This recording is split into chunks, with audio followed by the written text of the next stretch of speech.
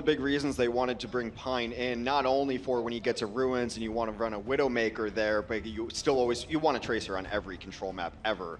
But also his MCREE is one of his best heroes, and I think they're assuming, correctly so, that Boston Uprising are going to run a Pharah with Dreamcasper, and they are. So that is the micro battle to watch, Pine's MCREE versus Dreamcasper's Pharah. Yeah, it's going to come down to real awareness here from Dreamcasper. He can't give Pine any lines of sight to work with. Arc going to swap over to the Mercy, no shocker there. We definitely want that res in play, but we do have Lucio for Neko, so that's interesting. A little bit more of a rapid team here. They can get around the map just a little bit more quickly. Yeah, it lets you get and take these mid fights away. That positioning is so superior right there. Now they're just going to rotate around to see where the other team is, and they're just straight up bully them out of that because of that speed boost. And this, yeah, sorry, go ahead. No, that's what you're giving up by not having a Lucio. Of course, now you have damage, Discord, and everything with your Zenyatta, but that's why Lucio is still played on control. Yeah, great positioning there to start from Dreamcasper. That was like the money spot to be, exactly where you want to be, not giving Pine you a shot really to deal with. Now he decides to get a little bit more toasty here, a little bit more aggressive, and he may pay for it somehow. He does find a frag. Well, that was a DMEC instead. And there you go, Pine. You show up in front of Pine, you give him a chance to shoot your head off, and he will. That is one angry chicken right there. Sorry, Pine, I think it's a good name change. It's a good name change from Chicken to Pine. He is off of the bench with a vengeance. That is 4 eliminations in that fight from him. This is exactly what we kind of expected to see from Pine. He is one of those beastly players that you just have to worry about, that you're going to have to try and deal with. And so now we have to see, do they decide to stick with it? I mean, obviously they have so much energy built up now on Dreamcasper. He's going to want to get that barrage in play. So we'll see if he can find that angle. You're looking for that flank with the Pharah, trying to get into the back line to blow a couple people up, and he didn't waste any time at all. He's already used it, and he does manage to find Jonak. So there's a strong start here for Boston. Jonak brought back to life, though, as Arc has used his Valkyrie. Kellic still 10% away from his own Valkyrie. They give up that point for free, though, and that's something you don't necessarily want to do because it can be difficult to bring back. However, with this full team wipe, they should be regaining percentage control. This is ridiculous now. I mean, between Saviobi and Pine, when the pro players are saying, oh, it's the tank and support meta now, these guys are just like, hold my beer, fam. Yeah. Let me go ahead and just go wreck this team real quick. My guys are all dead, but that doesn't matter because Pine has still got my back and we're good. All right, that is unbelievable. At the end of the day, pointing and shooting is still a valuable skill in Overwatch. Tank play, smart play, all good, but you gotta hit those headshots, and that's exactly what these two are doing. Unbelievable. All right. Well, Boston right now, I mean, now it's just going to be about catching their breath. They need to try and figure out a good way to deal with these guys. Pine with the zoning Deadeye buying so much time, and he even gets damage in as well. So we'll see how this pans out because he's going to have to try and play that careful angle. Saviobi does force the Primal Rage. That was a great Primal Rage from Gamster, just keeping himself alive. We'll have to see if he can get anything out of it, though. And while Pine is just insufferable. The dynamic duo, Striker was getting shot from the backside there, then it was forced into Pine. Pine flashbangs him and deletes him with one swift click to the head there. And now going after a little bit more, flashbang and deleted. They're still in strong control, and right now Boston has to decide if they're gonna back out or try to keep contesting this point. I don't know if they have time to back out. Yeah, it's starting to get a bit grim here, 95%, and Pine continues to reign in death and destruction, just doing so much damage to Gamsu that he's forced to give ground. And well, they're very close here, Boston Uprising, to pick up the point. They've only got 24%, they need to do everything they can, but Pine continues to reign supreme. Another Deadeye from him so quickly, doesn't find the frag though. Flashed and fanned though was that Winston. Now they're gonna have to back up, and boom, Pine wins the duo at the OK Corral in that room.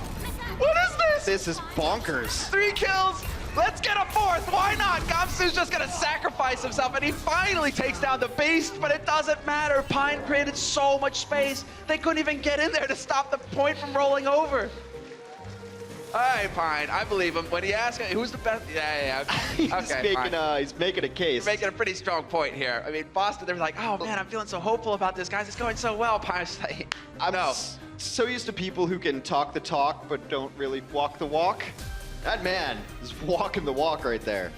He might say that he's strutting. Strutting. As chickens do. Never mind. All right, so moving into the next one. I mean, we'll see. Peacock strut. I've never seen a chicken and be like, that chicken looks a little smug with its strut across the yard. Are you kidding me? This coming from you? I mean, you practically grew up on a farm. Chicken strut. They roll around like they own the place. Pine does. You gotta pay rent to Pine, man. Everybody here. All right, well, enough about that. Let's move on. because now we get into the second point. Countdown has begun to the point unlocking. And so Pine just kind of figuring things out here, where he wants to try and make his next play. Casper has gone on to the Pharah again, and we're going to see how long he wants to live this life, because he's going to have to try to deal with Pine. You can do it. Well, not that time he can't, as he gets disconnected from his Mercy. Finds himself in Pine's crosshairs right there. And they continue to get... He's so aggro on this MCREE. He rolls in, somersaults in. That's another 3-kill life for Pine. Okay, so in the span of 25 seconds, he gets the Deadeye! Alright, I can't even finish my sentence before he kills someone else. This is unreal. Alright, so it took about, like, what, 20 seconds, 25 seconds to get his ultimate? That's absurdly fast. Watch this. He's going to go up here, and what he wants to do is try to set up for a Deadeye for that first moment that he sees the Pharah Mercy peek out around the corner. It's a good angle for it. In fact, now he's just not going to be patient enough to do it. He just wants to be on that high ground there. And now, where are your Pharah Mercy ever going to come from? They're actually off of the Pharah Mercy. That's how much he punished it. They're just like, okay, enough is enough. We need to find a way to deal with this. And Dreamcasper has swapped over to the MCREE, so we'll see if he can have any impact here. They were touching the point for just a little bit, but they're so scared of showing themselves. This is such a fantastic position for Pine to be in, because he controls all of this open space in front of him. And he's just putting the fear of Pine into him right now. There's no way to really deal with him. You can try to dive this. Like earlier we saw a team dive Logix, who was having a good game on MCREE, but he's just punishing every step they take. That was 3 quick hits right there.